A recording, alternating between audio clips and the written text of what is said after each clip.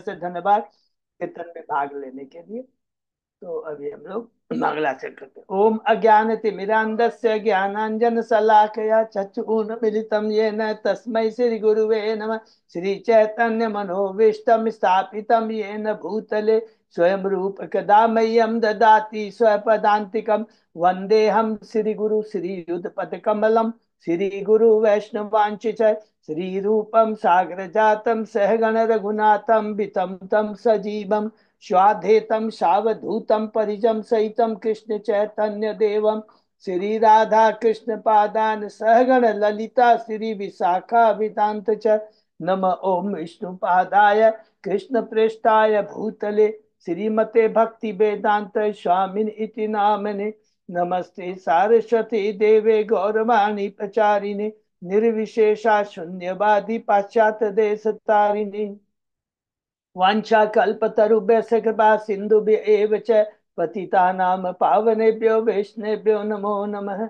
नमो महावदान्याय कृष्ण प्रेम पदायते कृष्णाय कृष्ण चैतन्य नामने गौरत्विषे नमः। हे कृष्ण करुणा सिंधु दीन बंधु जगतपते गोपेश गोपिका कांत राधा कांत नमस्तुते। सप्त कांचन गौरांगी राधे वृंदावनेश्वरी वृषभानुसुते देवी प्रणमामि हरिप्रिये। नीलांचल निवासाय नित्याय परमात्मने बलभद्र सुभद्रायां जगन्नाथाय ते नमः। जय श्री कृष्ण चैतन्य प्रभु नित्यानंद श्री अद्वैत गदाधर श्रीवासादि गौर भक्त बिंद मुखम करोति वाचालम पंगु लंघे यत्कृपातमहं वन्दे श्री गुरुमदीन तारिणं परमानंद माधवम श्री चैतन्य ईश्वरम। हरे कृष्ण कृष्ण कृष्ण हरे हरे हरे राम राम राम हरे हरे। श्री श्री मंगलाचरण की जय। शिला प्रभुपाद की जय। हरे कृष्णा। आज के इस भागवतम चर्चा में सभी भक्तों का हार्दिक स्वागत है। सभी भक्तों के चरणों में मेरा सादर दंडवत प्रणाम है। राधा माधव राधा गोविंद गुरु परम वैष्णव परम भागवतों की असीम कृपा से हम सब भक्त लोग मिलकर श्रीमद भागवतम के ऊपर चर्चा कर पा रहे हैं। कैंटो 7 के 15वें अध्याय में है। अंतिम अध्याय के अंतिम पड़ाव में हम लोग हैं। 14 अध्याय कंप्लीट किए। संक्षेप में दोहराते हैं। प्रथम अध्याय में सुखदेव गोस्वामी जी परीक्षित महाराज को किस कंटेक्स्ट में बताते हैं। जब दीति कहती है कि कृष्ण भी पक्षपात करते हैं, देवताओं का पक्ष करते हैं, तो तुरंत युधिष्ठिर महाराज परीक्षित महाराज प्रश्न करते हैं कि क्या भगवान पक्षपात करते हैं। भगवान कहते हैं कि नहीं, भगवान समदर्शी है। भगवान गीता के 90 अध्याय के 29 श्लोक में कहते हैं कि मैं किसी के प्रति स्नेह नहीं रखता, किसी के प्रति इच्छा नहीं रखता, मैं तो समभाव रखता हूँ। और सुखदेव गोस्वामी जी बहुत सुंदर हमें, जो कि अभी तक लास्ट तक ये चर्चा है किसकी, युधिष्ठिर महाराज और नारद जी के बीच चर्चा है। कहाँ ये चर्चा हुई थी? राष्ट्रीय यज्ञ में। राष्ट्रीय यज्ञ में जब युधिष्ठिर महाराज ने राष्ट्रीय यज्ञ संपन्न किया था, उस समय वहां पर सभी लोग उपस्थित थे। और वहां पर जब वो शिशुपाल भगवान कृष्ण को गालियां दे रहा था, भगवान सुनते और अंत में उसका उद्धार कर देते हैं। और उसके शरीर से जो ब्रह्म ज्योति निकलती है, भगवान देखते देखते कृष्ण में समा जाती है। तब उसका इसका उदाहरण देते नारद जी कहते हैं, देखो भगवान को गालियां देता था लेकिन फिर भी भगवान ने उसका उद्धार किया। क्योंकि जो भगवान का भक्त होता है, परम भक्त होता है, वैष्णव आचार्य होता है, उसका एकमात्र कार्य होता है बद्ध जीवों पर कल्याण करना। उसमें लाभ हानि सुख दुख जय पराजय ईर्ष्या कुछ नहीं होता। ये बहुत इंपॉर्टेंट चीज है। और इसकी तुलना कर सकते हैं माँ के भाव से। माँ का भाव अपने बच्चों के प्रति कभी भी ईर्ष्या भाव नहीं रहता है। ये इंपॉर्टेंट चीज है, ये करना चाहते हैं। दूसरे अध्याय में हमने पढ़ा कि हिरण्यकशिपु किस प्रकार जब उसका भाई हिरण्याक्ष भगवान के द्वारा उसका उद्धार होता है, तो वो अपनी माता को, अपने भतीजों को और अपने भाई की पत्नी को, तीनों को किस प्रकार सांत्वना देता है और कितना सुंदर देके शिक्षा देता है आत्मा के बारे में, शरीर के बारे में। कि देखो इस भौतिक जगत में जो संबंध है, एक राहगीर है, जैसे कि एक गेस्ट हाउस में जाता है, धर्मशाला में जाता है, कुछ समय तक एक दूसरे के साथ रहते हैं और उसके बाद में वो अपनी जगह वो अपनी चला जाता है। यही जीवन में की भौतिक जगत में जीवों की स्थिति है। बहुत सुंदर शिक्षा देता है। तीसरे अध्याय में हमने पढ़ा हिरण्यकशिपु का अमर होने का प्रयास, कि किस प्रकार वो मंदर पर्वत में जाता है, ब्रह्मा जी की स्तुति करता है। भगवान ब्रह्मा जी आते हैं और उसे अमृत होने का आशीर्वाद देते हैं। कहते हैं कि तुम्हारी तपस्या बहुत दुर्लभ है, इसलिए तुम्हें दुर्लभ दुर्लभ मैं वर प्रदान करता हूं। लेकिन याद रखेंगे कि देवताओं के द्वारा भी जितने भी दुर्लभ, जितने भी हमें वरदान मिलते हैं वो भी क्षणिक होते हैं। ये याद रखेंगे, ये बहुत इंपॉर्टेंट है। चौथे अध्याय में हमने पढ़ा हिरण्यकशिपु का आतंक, किस पर ब्रह्मांड में आतंक मचाता है। देवता दुखी हो जाते हैं, क्षीर सागर में विष्णु के पास जाते हैं। भगवान एक ही बात कहते हैं, जिस दिन मेरे भक्त प्रहलाद को ये सताएगा, मैं अवतार लेकर करके उसका वध कर दूं। पांचवें अध्याय में भक्त प्रहलाद के बारे में हमने पढ़ा कि किस प्रकार हिरण्यकशिपु उसे स्कूल में भेजता है। संत अमर के अध्यक्षता में वो शिक्षा प्राप्त करते हैं। बहुत प्रयत्न करता है संत अमर, सारे लोग प्रयत्न करते हैं जितने शिक्षक हैं हिरण्यकशिपु, कि उसे भगवत भक्ति से हटा कर करके उसे राजनीति अर्थशास्त्र के बारे में शिक्षा दे। लेकिन भक्त ने शिक्षा किससे प्राप्त की थी? एक भगवान के प्रामाणिक गुरु नारद जी से साथ। तो प्रामाणिक गुरु से जो हम ज्ञान प्राप्त करते हैं वो स्थायी होता है और हमारी चेतना में परिवर्तन लाता है।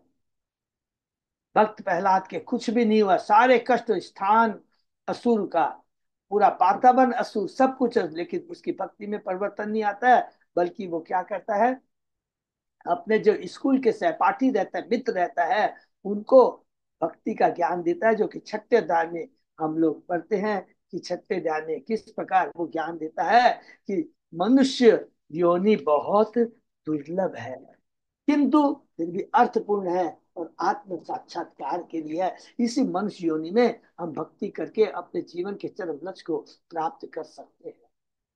और बहुत सुंदर शिक्षाएं देता है असुर त्रिपाठियों को। और अंत में कहता है कि हे मित्रों, ये शिक्षा, ये दिव्य ज्ञान मैंने नारद मुनि से सुना। उत्तर में मित्र कहते हैं, आपने तो कभी नारद मुनि का दर्शन नहीं किया, तो कैसे ज्ञान प्राप्त किया? तो सातवें अध्याय में प्रहलाद महाराज मित्र को बताते हैं कि किस प्रकार नारद जी ने मेरी माता कयाधु के ऊपर कृपा की, उनसे भगवत ज्ञान प्राप्त किया। और वही ज्ञान मैं जब गर्भ में था, अपने गुरु के माध्यम से, अपने माता के गर्भ में था, तो नारद मुझी से मैंने सुना। हरि बोल। और कहते हैं बहुत सारा आत्मा का ज्ञान देते हैं। और उसमें एक बहुत इंपॉर्टेंट चीज जो कहते हैं, हम दोहराएंगे, कहते हैं वास्तव में जीव सच्चिदानंद है, किंतु वो तभी तक सुखी रहता है जब तक वह भौतिक सुख के लिए प्रयत्न नहीं करता है। जो कि भगवान ने हमारे लिए सारी व्यवस्था कर दी है, और इसके ऊपर अगर होकर जो ही हम भौतिक सुख के लिए कार्य आरंभ कर देते हैं, तो ही उसके दुख की अवस्था आरंभ होना शुरू हो जाती है। हरि बोल। और बहुत सारी शिक्षाएं देता है। आठवें अध्याय में सुनते हैं क्या होता है। भगवान नरसिंह द्वारा असुर राज का वध, कि प्रहलाद महाराज की शिक्षा प्राप्त करते हैं। और उससे क्या होता है, सारे असुर मित्र क्या हो जाते हैं, वो भी भगवान के भक्त बन जाते हैं। संत अमर घबरा जाते हैं और हिरण्यकशिपु के पास में जाते हैं, तुम्हें ये बल किसने दिया? हे पिता, जिसने पूरे ब्रह्मांड को, जिसने सबको दिया है, तुमको दिया है, उसी ने मुझे बल दिया है। और क्रोधित हो जाता है और कहता है प्रहलाद को कि तुम्हारा भगवान क्या इस खंबे में भी है? अवश्य है पिता। खंबे पर प्रहार करता है, नरसिंह भगवान प्रकट होते हैं और किस प्रकार हिरण्यकशिपु पर कृपा करते हैं और उसे मारकर उस पर कृपा करते हैं। सारे देवता, पितृ लोग, सिद्ध लोग से आते हैं, भगवान की स्तुति करते हैं, भगवान को तुष्टि नहीं कर पाते हैं। 90 अध्याय में प्रवेश करते हैं प्रहलाद महाराज की स्तुतियां। इस प्रकार वो भगवान की स्तुति करता है। जब ब्रह्मा जी कहते हैं, कोई उसने भगवान को शांत नहीं कर पाया, हे प्रहलाद तुम जाओ। तो प्रहलाद महाराज बहुत सुंदर बात कहते हैं, हे प्रभु, एक चींटी से लेकर ब्रह्मा तक प्रकृति के इन 3 गुणों के अधीन है। अतः इस जगत में सारे व्यक्ति आप शक्तिमान की शक्ति के वशीभूत है। हे भगवान, मुझे सारे ऐश्वर्य प्राप्त है, सारे सब कुछ मैंने लिया है, लेकिन इन सबों का अंत है। जो कि मेरे पिता के सामने हमने देखा है कि उसके पास सब कुछ होते हुए भी आपने उसको एक क्षण के अंदर में नष्ट कर दिया है। और सुंदर सुंदर शिक्षाएं हैं। और उसके बाद में भगवान प्रसन्न हो जाते हैं और कहते हैं मुझसे वर मांगो। तो पहला कह 10वें अध्याय में हम लोग प्रवेश करते हैं। प्रहलाद महाराज बहुत सुंदर बात कहते हैं, हे प्रभु, मैं कोई व्यापारी नहीं जो अपनी सेवा के बदले में आपसे कोई लाभ की इच्छा करूं। मैं तो आपका निस्वार्थ सेवक एवं आप मेरे नित्य स्वामी हैं। बहुत सुंदर सुंदर कहते बात। उसके बाद में अंत में भगवान से कहता है, अगर आप कृपा करना चाहते हैं तो मेरे पिता का के ऊपर आप कृपा करें। भगवान कहते हैं, जिस घर में तुम्हारे जैसा परम भक्त होता है उसके पिता की तो तुम बात छोड़ो, उसके 21 पुस्त क्या होता है, वो मुक्त हो जाते हैं मेरी कृपा प्राप्त कर करके। तो ब्रह्मा जी को लास्ट में कहते हैं, कभी सांप को दूध पिलाने का प्रयत्न कभी मत करना। और अंत में जो ये 10वां अध्याय समाप्त होता है बहुत इंपॉर्टेंट है। उसमें कहते हैं, हे युधिष्ठिर, आप 5 पांडव बड़े भाग्यशाली हैं जिनके यहाँ भगवान एक साधारण रूप व्यक्ति के रूप में रह करके किस प्रकार तुम लोगों पर कृपा की। युधिष्ठिर को अपना भाई भाई सब बड़ा भाई सब समझते, उसके पाँव छूते थे, चरण छूते थे। अर्जुन का सखा होकर के उसका रथ को उन्होंने हाका, बहुत सुंदर सुंदर दूत बन के गए। तो कह करके ये अध्याय समाप्त होता है। उसके बाद 11 अध्याय में हम प्रवेश करते हैं। 11 से ये 15 अध्याय तक में अब नारद जी युधिष्ठिर महाराज के कहने के बाद में क्या क्या चीज के बारे में बताते हैं। पहला 11 अध्याय में बनाते हैं सनातन धर्म के बारे में कि जीव का सनातन धर्म क्या है। जीव सनातन है, जीव सनातन रूप से जीवन कृष्ण नित्य कृष्ण का दास होता है। और तीसरा क्या चीज कहते हैं कि सनातन धर्म जो जीव का है, परम धर्म है, वो भगवान की सेवा करना है इनको। और उसके बाद में ब्राह्मण क्षत्रिय वैश्य शूद्र के बारे में कहते हैं कि ये जो विभाजन होता है ये केवल जन्म के आधार पर नहीं, ये गुणों के आधार पर होता है। गीता में भी भगवान कहते हैं, चातुर्मय मना सिस्टम गुण कर्म विभाग से। 12वें अध्याय में वर्ण के बाद अब आश्रम के बारे में बताते हैं। तो सबसे पहले ब्रह्मचर्य और वानप्रस्थ के बारे में, सॉरी, ब्रह्मचर्य और हाँ और वानप्रस्थ के बारे में बताते हैं।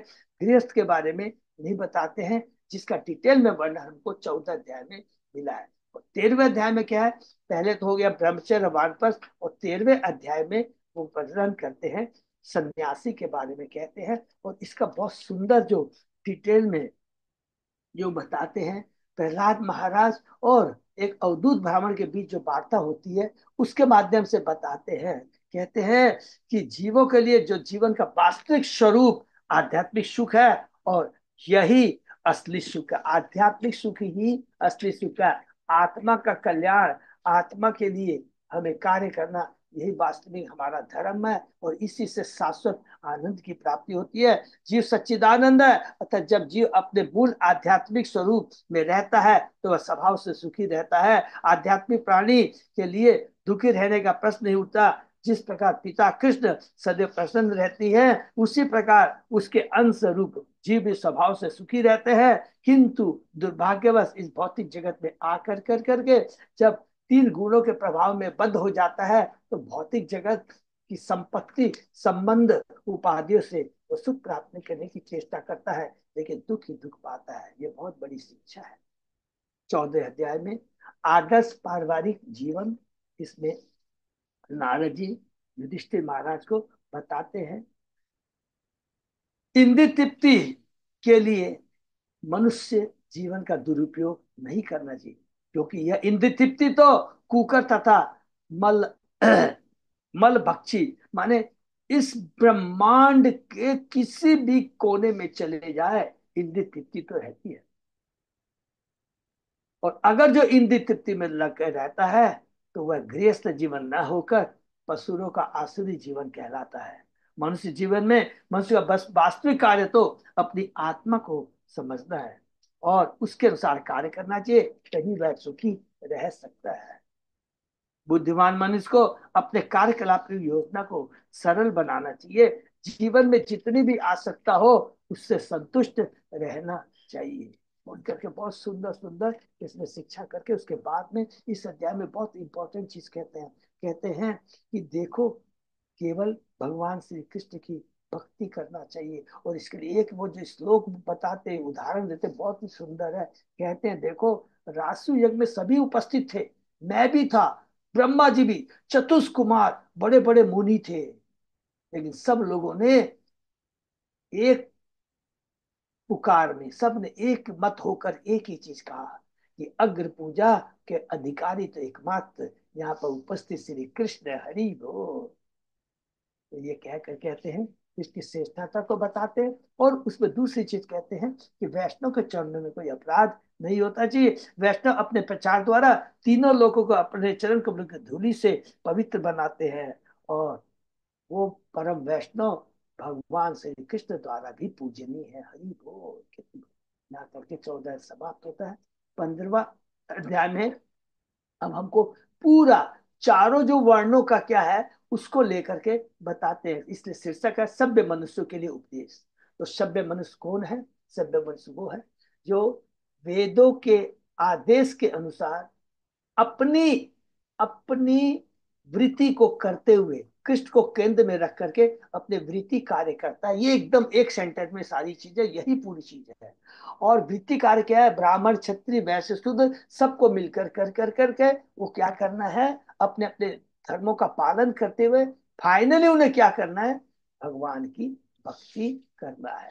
और इसमें वैष्णव के लिए कहा गया है विशेष रूप से हमें वैष्णव का सम्मान करना चाहिए, वैष्णव को ही हमें भोजन खिलाना चाहिए।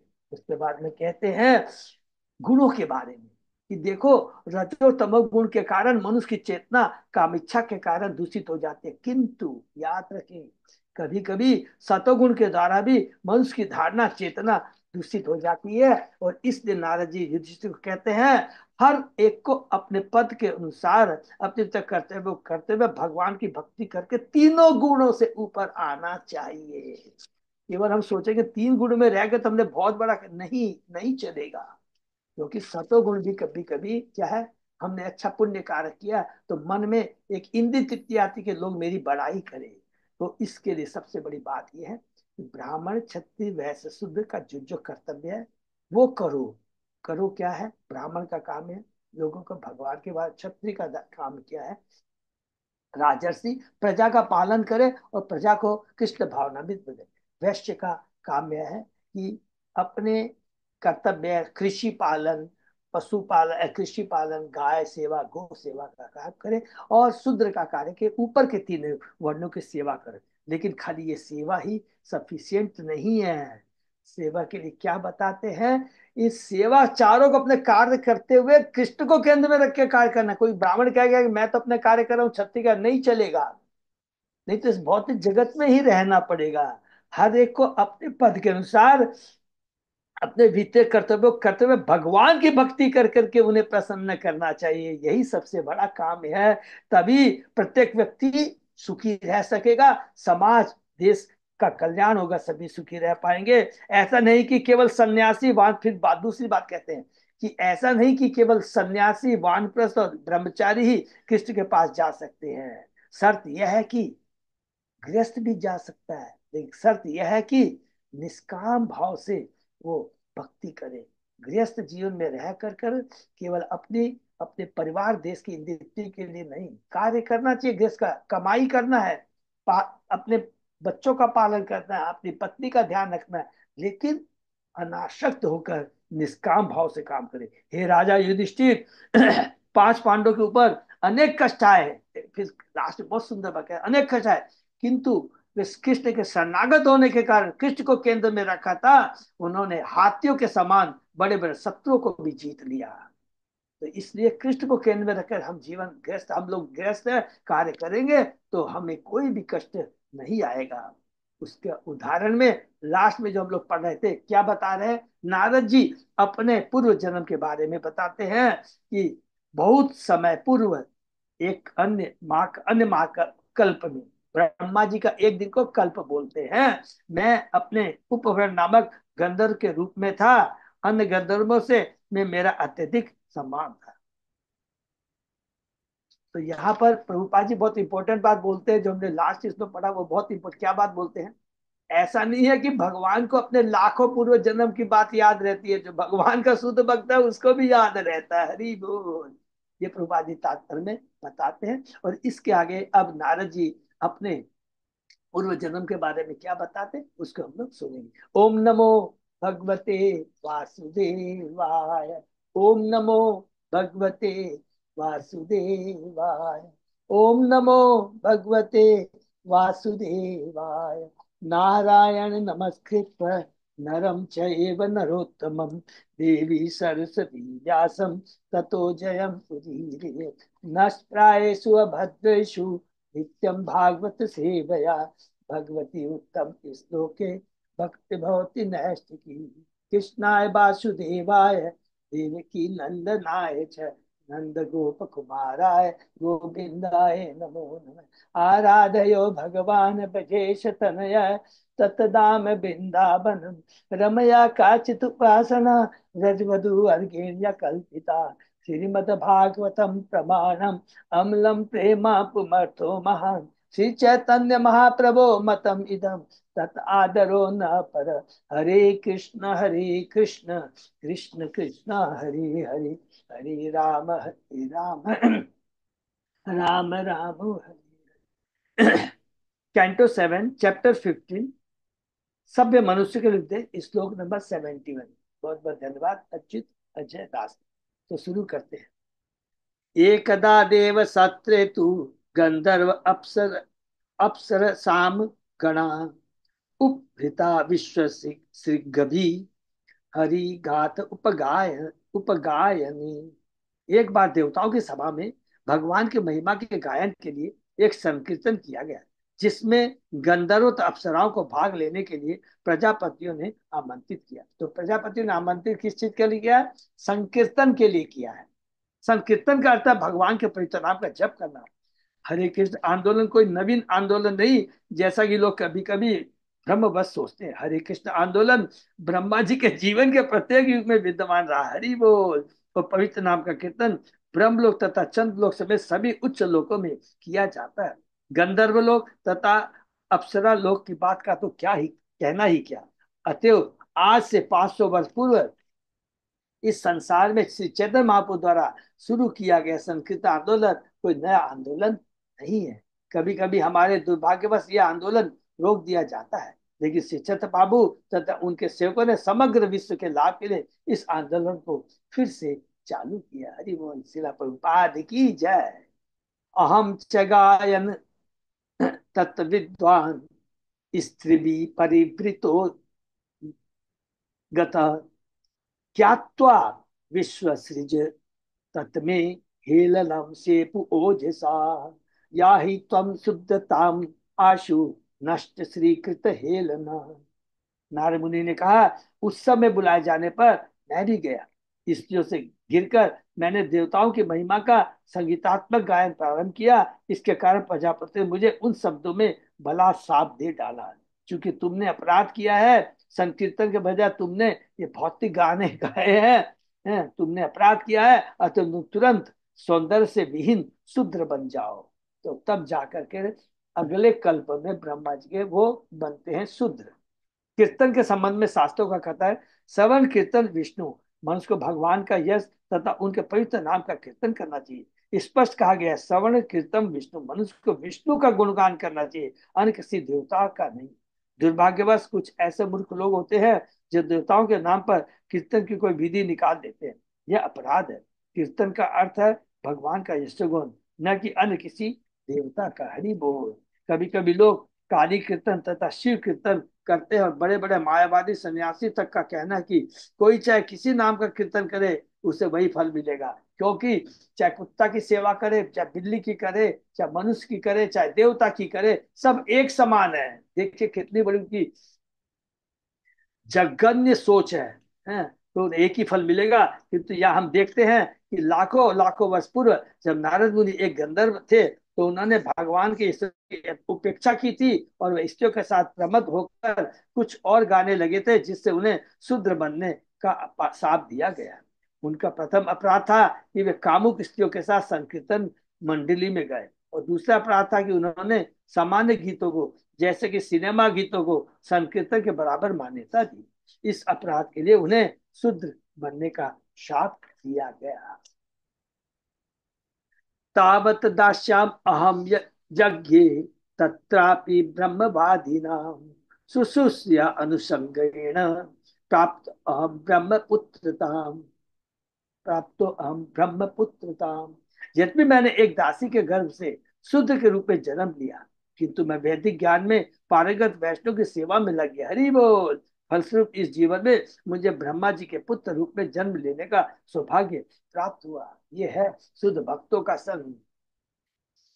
पारंगत वैष्णव की सेवा में लग गया, वेदांत वादियों की सेवा की, उनका झूठन खाया, तो मेरे सारे पाप नष्ट हो गया। उनके मुखार बुंद से सुना, हृदय पवित्र हो गया, और उनका उनसे उनसे उनकी सेवा की, तो मेरा जीवन धन्य हो गया। तो क्या क्या किया उन्होंने? वैष्णव का वो खाया, झूठन खाया, दूसरा उनकी सेवा की, और तीसरा उनके मुखार मुख से भगवान के पवित्र नाम के बारे में, कथाओं के बारे में सुना। यही हमारे जीवन का लक्ष्य है। भगवान ने भगवत गीता में कहा है, मामी पात व्यपाश्रित्य ये अपि शिव पाप यो न इष्ट वैश्य तथा शुद्ध ते अपि यान्ति पराम गति। हे प्रथापुत्र, जो लोग मेरी शरण में आ जाते हैं, भले ही वे निर्जन्मा स्त्रियां वैश्य या शुद्ध हो, वे परम गंतव्य तक पहुंच सकते हैं। कोई चाहे शुद्ध के रूप में उत्पन्न हो अथवा स्त्री या वैश्य के रूप में, यदि वह निरंतर भक्तों की संगति करता है, साधु संगत, तो वह परम सिद्धि तक पहुंच जाता है। तो यह है शुद्ध भक्त के संघ का दिव्य प्रभाव। नारद मुनि अपना उदाहरण देकर समझा रहे हैं। संकीर्तन आंदोलन महत्वपूर्ण है, क्योंकि चाहे कोई शुद्ध हो अथवा वैश्य, मलेच्छ, यवन या अन्य कुछ, यदि वह शुद्ध भक्तों की संगति करता है, उनके उपदेशों का पालन करता है और उनकी सेवा करता है, तो उसका जीवन सफल हो जाता है। यह भक्ति है। अनुकूल्यन कृष्णानुशीलनम। भक्ति के अंतर्गत कृष्ण तथा उनके भक्तों की सेवा सम्मिलित। हरि बोल। भक्ति के अंदर अंतर्गत कृष्ण तथा उनके भक्तों की सेवा सम्मिलित है। तो जब पूरी भागवतम में कृष्ण और भगवान के परम भक्तों के बारे में ही लिखा गया है। अन्य अभिलाषिता सुनिए, यदि कोई कृष्ण तथा उनके भक्त की सेवा करने के अतिरिक्त कोई अन्य इच्छा न करे, तो उसका जीवन सफल हो जाता है। नारद मुनि अपने जीवन का व्यवहारिक उदाहरण देकर हमें समझाते हैं। धर्म ते गृह मेधीय वर्णित पाप नाशन गृहस्थो ये न पद्मिन अंजसा न्यासी नाम किया। भगवान के पवित्र नाम का संकीर्तन इतना शक्तिशाली है, इससे गृहस्थ भी उसी चरम फल को सरलता से प्राप्त कर लेते हैं जो सन्यासियों को प्राप्त होता है। हे राजा युधिष्ठिर, मैंने तुम्हें धर्म की वह विधि बतला दी है। तो क्या है? बहुत सुंदर बात है। क्या है कि भक्ति के लिए कोई जरूरी नहीं है कि कोई गृहस्थ हो, कोई ब्राह्मण हो या क्षत्रिय हो या वैश्य हो या शुद्ध हो, ब्रह्मचर्य हो, गृहस्थ, वानप्रस्थ, सन्यास, कोई भी वर्ण या आश्रम में रहे, सबका कर्तव्य एक ही है। वो कर्तव्य क्या है कि भगवान की भक्ति करना। कैसे करना? शुद्ध भक्तों के संग में रह के करना। यही चीज को बार बार रिपीट कर रहे हैं। यह कृष्ण भावना आंदोलन की पुष्टि यह कृष्ण भावना आंदोलन की पुष्टि है। जो भी इस आंदोलन में भाग लेता है, चाहे वह जिस जाति का हो, उस सर्वोच्च फल को प्राप्त कर सकता है, जो एक पूर्ण सन्यासी को प्राप्त होता है, जो ब्रह्म ज्ञान है। इससे भी महत्वपूर्ण यह है कि वह भक्ति में प्रगति कर सकता है। महाराज युधिष्ठिर ने सोचा कि वे गृहस्थ हैं, अतः उन्हें अपना मोक्ष प्राप्त करने की कोई आशा नहीं, इसलिए उन्होंने नारद से पूछा था कि वे भवबंधन से किस प्रकार छूट सकते हैं। लेकिन नारद मुनि ने अपना निजी उदाहरण देते हुए यह बताया कि भक्तों की संगति करने तथा हरे कृष्ण नाम कीर्तन करने से ही कोई मनुष्य किसी भी अवस्था में चरम सिद्धि प्राप्त कर सकता है। चरम सिद्धि माने परम पद। परम पद क्या है? भगवान का धावान, भगवान की भक्ति, भगवान के चरणों की सेवा। यही परम पद है, परम लक्ष्य है। ठीक है। और इसी में हमें दिव्य आनंद, परम आनंद की प्राप्ति हो सकती है। यूयम लोके वत भूरि भागा लोकम पुनाना मुनयो अभियन्ति येषां गृहान् आवशति इति साक्षात् गूढ़ं परम ब्रह्म मनुष्य लिंगम। हे महाराज युधिष्ठिर, तुम सभी पांडव इस संसार में इतने भाग्यशाली हो कि ब्रह्मांड के समेत लोगों को पवित्र करने वाले अनेकानेक संतजन तुम्हारे घर में सामान्य दर्शक के रूप में आते थे। क्यों आते थे? क्योंकि तुम्हारे घर में भगवान रहते थे, तो भगवान का दर्शन करने के लिए सारे मुनि भक्त आते थे। तो तुम कितने बड़े भाग्यशाली हो। साथ ही भगवान के तुम्हारे घर में गोपनीय ढंग से तुम्हारे भाई के समान रह रहे हैं। हरि बोल।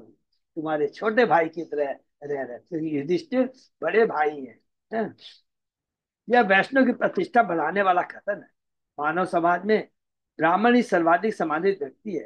ब्राह्मण वह है जो निर्विशेष ब्रह्म को समझ सके, लेकिन शायद ही कोई उन भगवान को समझ पाता हो जिन्हें भगवत गीता में अर्जुन द्वारा परम ब्रह्म कहा गया है। ब्रह्म ज्ञान प्राप्त ब्राह्मण भले अत्यंत भाग्यशाली माना, किंतु पांडव तो इतने भाग्यशाली थे कि परम भगवान उनके घर में सामान्य व्यक्ति की तरह रहते हो।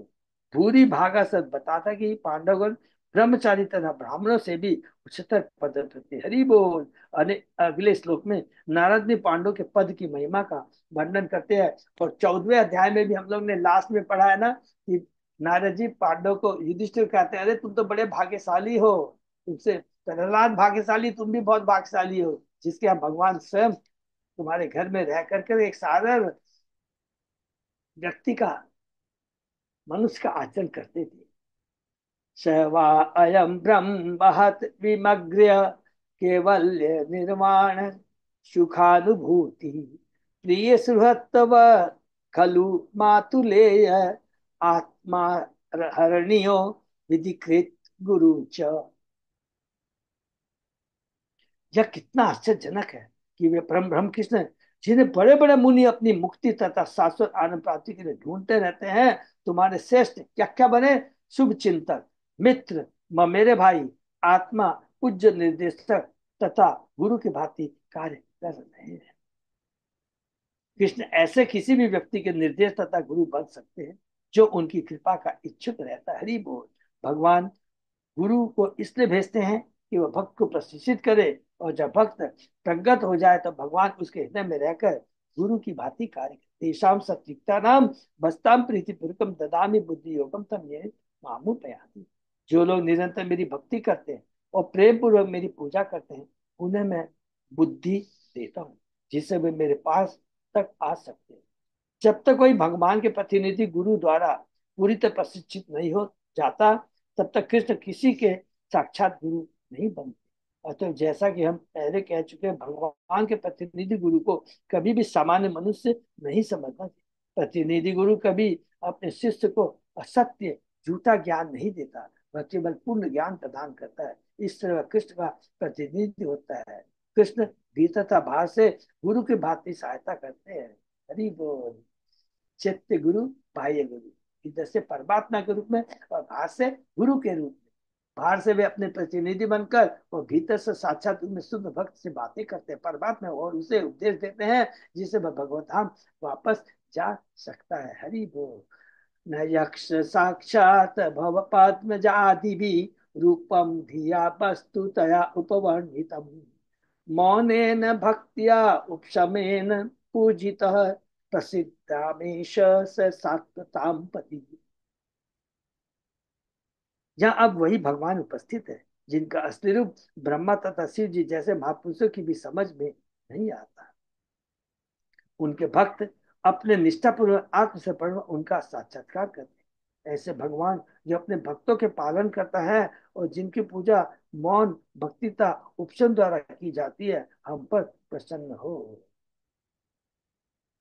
जब भगवान श्री कृष्ण शिव तथा ब्रह्मा जैसे महापुरुष की समझ में नहीं आते तो सामान्य व्यक्ति के लिए क्या कर, लेकिन वे अपनी अहेतु की कृपा से अपने भक्तों को भक्ति का वरदान देते हैं, जिससे वे कृष्ण को यथा रूप में समझ सकते हैं। भक्त्या माम भी जानाति यामनश्चास्मि तत्वतः। इस ब्रह्मांड में कोई भी ऐसा नहीं तो कृष्ण को सचमुच जान, किंतु यदि कोई भक्ति करता है तो भगवान उस पर कृपा करते हैं और वह उन्हें पूरी तरह समझ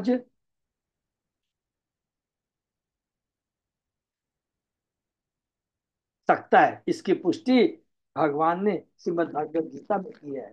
मया सक्त मना पार्थो योगम युंजम मत आश्रय असंशयम समग्रम माम यथा ज्ञा ज्ञा ज्ञास्यसि तच्छृणु।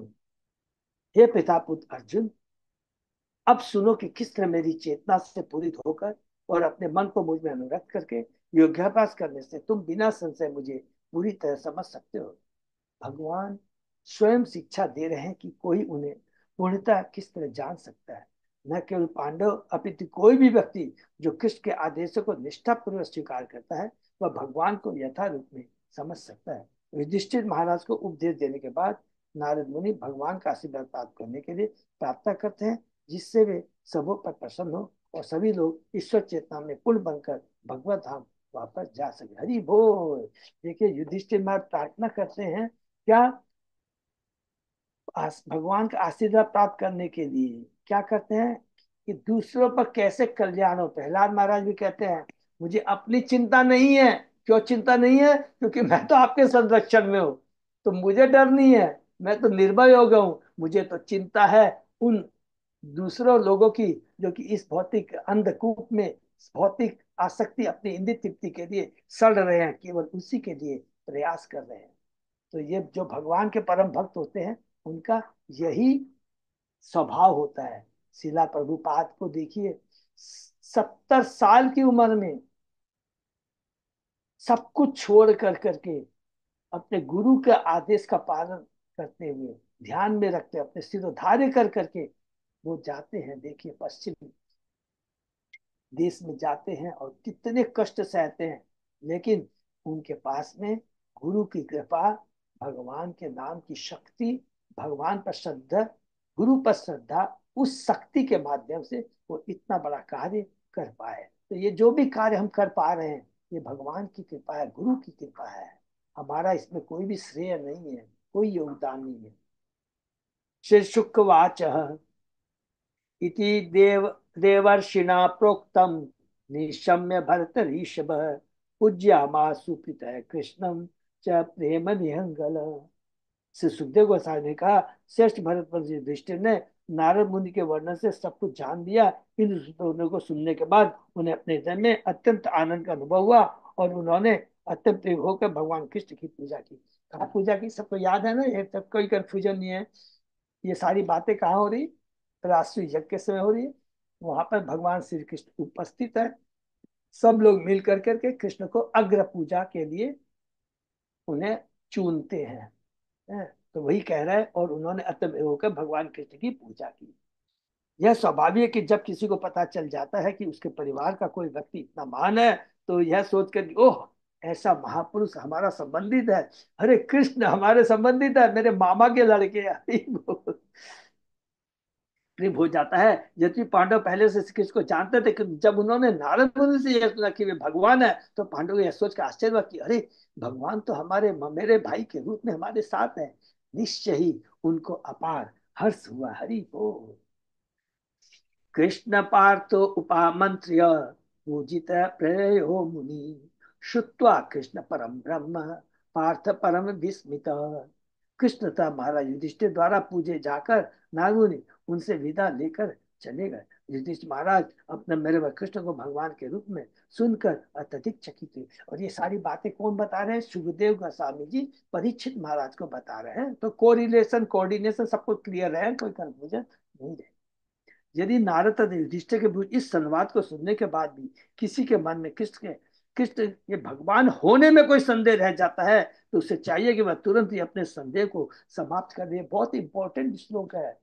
स्वयं ये जो श्लोक है ना कि ये जो राष्ट्रीय यज्ञ वाला बात जो उदाहरण नारद जी ने कहा ना, इससे बड़ा ज्वलंत उदाहरण नहीं हो सकता। ब्रह्मांड के श्रेष्ठ भक्त, श्रेष्ठ भागवत वहां उपस्थित है, लेकिन सब लोग ने एक स्वर में भी कहा कि अगर पूजा यदि करनी है तो केवल कृष्ण की होनी चाहिए। ईश्वर परम कृष्ण सच्चिदानंद विघ्नादि आदि गोविंद सर एक ईश्वर कृष्ण आर सब विद्या एते चांस के लाभ उनसे कृष्णस्तु भगवान स्वयं। कुछ भी कह लीजिए कृष्ण ही परम है, सब कुछ कृष्ण है। तो ये इसलिए कहते हैं कि इतना सुंदर संवाद सुनने के बाद भी अगर किसी को संदेह है कि कृष्ण भगवान नहीं है, तो उसे चाहिए कि अपने संदेह को तुरंत समाप्त कर ले। असंशयम समग्रम, बिना किसी संदेह तथा बिना किसी देश के मनुष्य को चाहिए कि कृष्ण को भगवान समझे तथा उनके उन्हें ही तथा उनके ही चरण कमलों की शरण ग्रहण कर ले। सामान्य पुरुष वेदों का श्रवण करके भी ऐसा नहीं करते, किंतु यदि कोई भाग्यशाली हुआ तो जन्म जन्मांतों के बाद वह इस निष्कर्ष पर पहुंच सकता है, बहुनाम जन्म जानते ज्ञानवान मां प्रपद्यते। इति दाक्षिणीनां ते पृथक वंशा प्रकीर्तिता, देवासुर मनुष्य आद्या लोका यत्र चर चरा चर अचरा। इस ब्रह्मांड के भीतर समस्त लोकों में सारे जड़ तथा चेतन प्राणी, जिनमें देवता, असुर तथा मनुष्य सम्मिलित हैं, महाराज दक्ष की पुत्रियों से उत्पन्न हुए। इस तरह मैं उन सबों का तथा उनके विभिन्न वंशों का वर्णन कर चुका हूँ। इस पर से भारत के सप्तम स्कंद के अंतर्गत सभ्य मनुष्य के लिए उपदेश शीर्षक 15 अध्याय का भक्ति में तात्पर्य पूर्ण हुआ, और हमारा ये कैंटो 7 भी समाप्त होता है। सो अंतिम अध्याय में देखिए इतनी सुंदर बात कहते हैं कि वास्तव में सभ्य मनुष्य कौन है, वास्तव में सुर कौन है। सुर वो है जो भगवान से जुड़ा हुआ है, केवल किस से संबंधित कार्य करता है।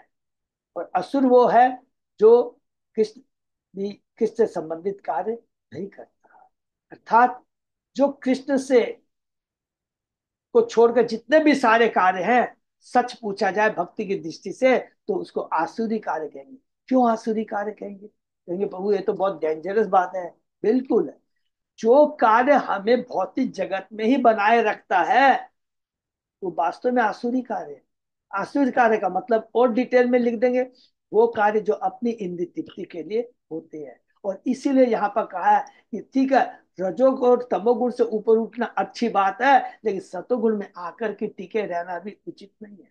क्योंकि सतोगुण में भी ठीक है, जीव संतोषी होता है, उसके सात्विक विचार होते हैं, सब कुछ होते हैं, लेकिन उसका भी कर्तव्य क्या है कि भगवान की भक्ति करना, दूसरों को भगवान से जोड़ना। तो जिसके पास भी बहुत धन है, सारी व्यवस्था भगवान ने दी है, तो उसका कर्तव्य क्या होता है? वो खुद भक्ति करे, अपना धन संपत्ति, अपने जितने रिसोर्स है उसको भगवान की सेवा में लगाए, और दूसरों को भी भगवान से जोड़कर उन्हें भगवान की कृपा प्रदान करने का सुअवसर प्रदान करे, तभी वो सभ्य मनुष्य कहलाएगा। अन्यथा वो सभ्य मनुष्य कहने का अधिकारी नहीं है। यहाँ पर सुंदर एग्जाम्पल लास्ट में यही चीज कहते हैं नारद जी की, तुम लोग इतने भाग्यशाली हो, इतना बड़ा साम्राज्य है तुम्हारे पास में, सब कुछ है, लेकिन तुमने किसको समर्पित किया अपने को? तुम पांचों भाइयों ने कृष्ण को समर्पित थे। आप जो भी कार्य करते थे कृष्ण के लिए करते थे, इसलिए कृष्ण की तुम लोगों पर बहुत बड़ी कृपा प्राप्त हुई। तो ये बहुत सुंदर ये अध्याय में, इसीलिए इस अध्याय का क्या था, विषय क्या था? उति। तो सब भूलेंगे नहीं।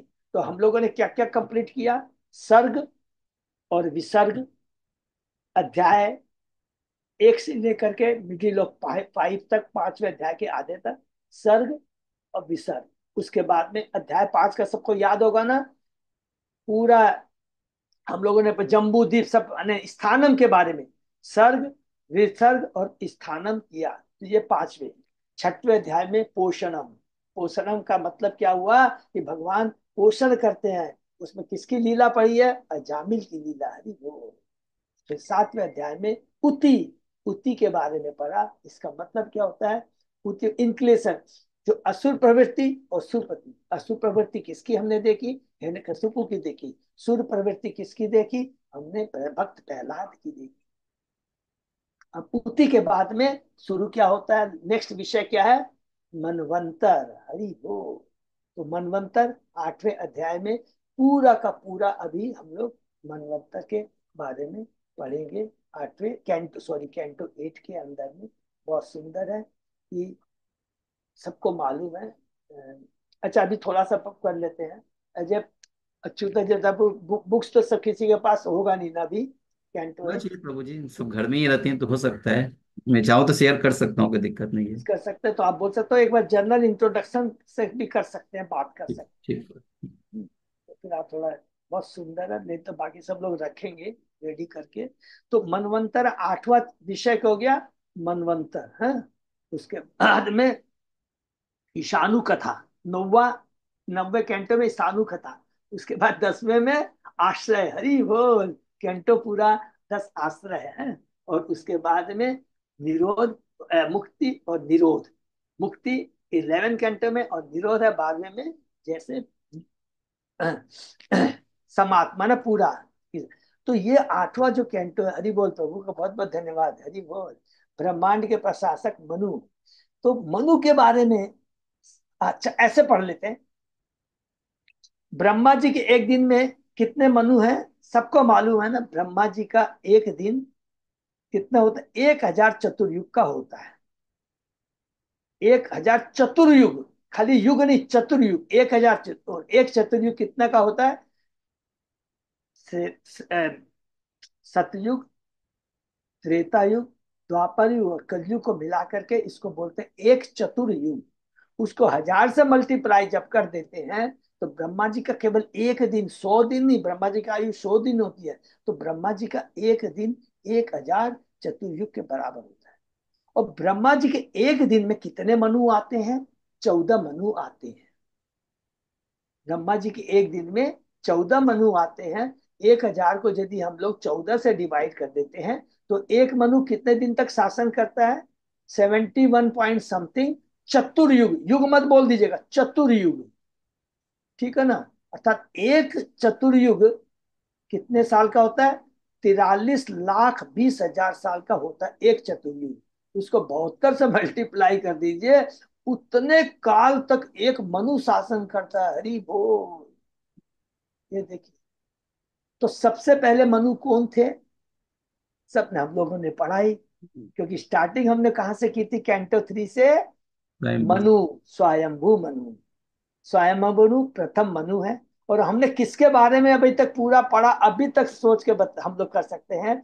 हम लोगों ने स्वयंभू मनु के 5 पुत्र पुत्रियां हैं, देहुति, आकुति, प्रसूति, उत्तानपाद और प्रियवत। उसके बारे में हम लोगों ने पूरा पढ़ा है।